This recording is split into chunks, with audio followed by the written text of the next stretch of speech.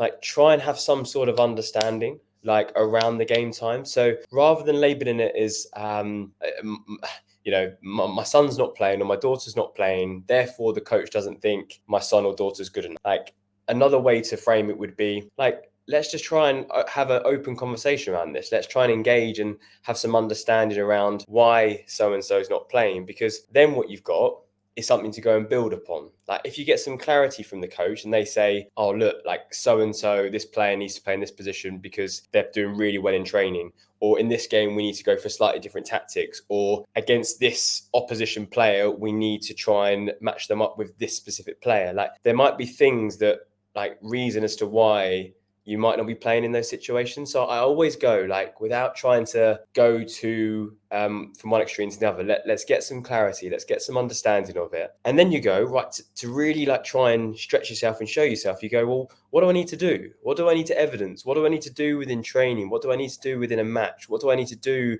by speaking to my coach to say, like, fair, like I'm not getting enough game time, but you know what, I'm gonna see the opportunity to go and stretch myself and challenge myself and take the opportunity on. Because I sometimes find in these situations, like we can go one or two ways. You can go one way where you go, I feel really threatened by this coach because they're not selecting me and therefore I'm going to think that I'm not good enough. The other lens you could go is, I can see the opportunity in this. I can see the opportunity to go, okay, I understand your point, or you don't have to agree with the point, but you've then got an opportunity to go, well, I'm going to rise to this. I'm going to challenge myself. I'm going to stretch myself. I'm going to push myself. And so you can go always one or two ways with how you view one of these situations. And if you're a parent looking to approach a coach around this, like, again, like timing of it. So ask the coach, like, when is good to talk about this? Because I know sometimes in training, there's loads of stuff going on, like they're very busy at times. Like, so just ask the question, like, when would be good to catch up on this? And then if you've got some time, go, just be good to get some clarity around this, some understanding, so that I can go back and help so-and-so